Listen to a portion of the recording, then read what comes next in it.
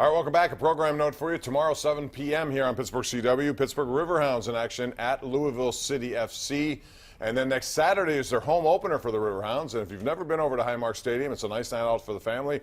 Pretty inexpensive, and you'll see some pretty good soccer as well as they open up their home season next Saturday, the Riverhounds over at Highmark Stadium.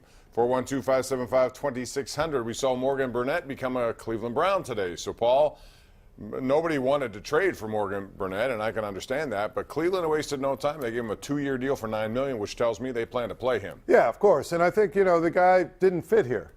I mean, I think that, would you agree with me? They really didn't have the right position for him. The way they want that position to play and the way he plays. Plus, he got hurt. It just didn't feel like it was ever a fit.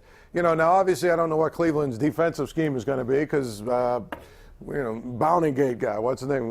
Greg Williams is gone, so I'm assuming they're going to have a different defense. But I think that's a mistake, by the way, to get rid of him. I agree. And here's the thing, to me, the guy did a pretty good job. Yes, he did. Did he land anywhere as a defensive coordinator? I don't know. That's a good question. I know he wanted to be the head coach, and some believed he might get that job, but instead he went to Kitchen. And Kitchen's, I still wonder about that job because he's never had this experience, and quite frankly, he was brought there by Todd Haley, if you think about it. And he's the guy who took over for Todd Haley, and now he's the head coach, and he's never done it. That's a big amount to do for a team that now all of a sudden has expectations through the roof. To me, for that job, I would have kept Greg Williams because he has done it. You know what I mean? Steve, our producer, says he's with the Jets. Oh, okay. Defensive coordinator. Okay, well, but I would have kept him. I probably would have kept him and let him be the head coach just because he has experience. He does. All right, a lot of people on the lines. Let's get to Bill in Mount Washington. Bill, go right ahead, sir.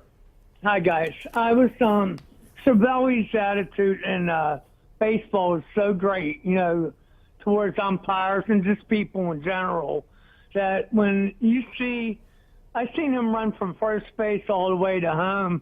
I think it was a double, and he was all pumped up, But when I seen him hit the ball in the infield, I shouldn't say run like a girl, but because you see girls run faster sometimes, but just the young kids in the coming to the game, see him not hustle to first base. I mean, generally speaking, thanks for the call. Guys don't run out a lot of grounders that they think are routine outs, which I think is a mistake. I always have. I don't like it. I don't like the precedent. But I guess his point is that he hustles a lot, but on those plays he doesn't. Yeah, but he's a catcher too, and I know people don't want to hear that, but a catcher takes a lot of beating. So especially him. So if you're going to, have a ground out or whatever, I don't mind preserving your legs a little bit. This whole thing where you've got to, not everyone has to be Corey Dickerson. No, it's just the way it is. Let's go to line 4, Dave in Bell Vernon. Welcome to the Sports Call. Hey, Dave. Guys, you and Paul, I'd like to get your opinion. I'd like to change the subject a little bit. The Masters coming up next Thursday. Now, I'm a McIlroy fan. I'd just like to see how you guys think, and I would also like to know what you think Tiger's chances are. Good. I think Rory is playing as good as anyone right now. His season is off to a fantastically consistent start. His finishes have included 4th place, 5th place, 6th place, 2nd place, 1st place. You can't get better than that. He's always in the top 10, and quite frankly, he lost his match play last week out of the Dell Challenge to Tiger Woods in what was a really good performance by Tiger Woods. So I think he has as good a chance, Paul. Thank you for the call. Appreciate that. As anyone. But I think, Tiger's going to have to prove he can put 4 rounds together at that place, which he hasn't done in a while. And the other thing with Tiger is he's got to prove he can putt for 4 days. Right. It used to be like if there was a putt that needed to be made, and he'd will it in. It would go in. And in the match play, was it last week? Mm-hmm. And a kid missed it on the 18th, and he had a chance to tie it, and it was about that far, something like that, and he missed it.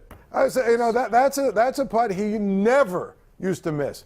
But he, you know, that one weekend last year, he put it all together and he was able to win. And that was a really good field that he beat. He did. So, and he's capable. I mean, all those guys are. He's had history down there. He's won there before, obviously. So you know who's playing well right now is Jason Day is playing good again. You know, it's taken him a while with his mother and all that stuff. He's a guy that, you know, could sneak up. Dustin Johnson is always going to be hanging around. So that's what I like about the field of golf right now, Bob. There's a lot of good players right now. Young players coming out of nowhere, and that's why it's hard for Tiger or anyone else who's been around for a long time to win consistently. It's not readily available. Let's go to Mike in Charleroi. Hey, Mike. Hey, good evening, Bob and Paul. Thank you for taking my call. Sure. And I want to talk about the overused cliche that it's early in the season for the Pirates with these losses. I understand you can't win a pennant in April, but you can darn well lose a pennant in April. These games in April are just as important as the ones at the end of the season. I'm just sick of the management and some of the media saying, well, it's early, it's early. I mean, they just coming off back-to-back shutout wins. It's a interesting time. If you would have called after their 1-3 start, I could have. And I understand what you're saying, and thank you for the call. You know, all the games are important. There's no question, especially for a team, to me, that cannot afford to dig itself a big hole. If you do that, and you need hitting to get you out of it or whatever, you're asking a lot of this team, Paul. So you don't want to fall so far off the pace. But the whole thing about it is it's early means teams haven't fallen really into what they are yet.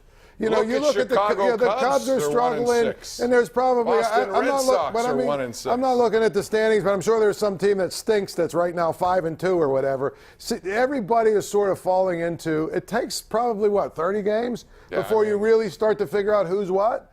So that's what it means. It's early. You know, you don't know what these teams are yet. No, I agree. Let's go to Will in McKees Rocks, but they count all the same. Will, what's up? Hey guys, how are you tonight? Good. What's going on, Will? Nothing much. I wanted to talk baseball with you if I could. So far, so good for the starting pitching. I think I read earlier that their combined starting pitching ERA is like 1.55. Yes. So far. That's the best in the majors, by the way. Yes, absolutely, and I hope they keep it up. But my question for you guys is there a contingency plan in case Josh Bell does not work out at first? Will Craig, but, you know, I don't know. I'll be honest. How about Colin Moran? I mean, if Josh Bell isn't going to hit, if Josh Bell's not going to hit, you know what I mean? And to me, Colin Moran swings it. He's swinging a really nice bat. He hits the ball well. He can't be any worse than Josh Bell is defensively. I mean, he's never played there. But defensively, but I mean, Josh Bell has played there a lot and is not very good. He's not getting any better. That's the whole thing. That's the problem. Oh, but if he hits, the chair almost chair went down. Yeah. So anyway, sorry about that. There we go. You know what I mean? That's the problem I have with it. But if Bell hits 26 home runs, I'm okay with whatever he does over there. Because Colin that's what I mean. But he was saying if he doesn't get going, if he has a problem. Thanks, Will. This year, they're probably their only contingency plan would be let Colin Moran play over there for a while. All right. Looking for some of your tweets at KD Pomp, at Paul Zeise. We'll take more calls. We're going to take a break. We have Seth and Phil both want to talk about the Penguins. That'll be when we come back right here live on Pittsburgh CW.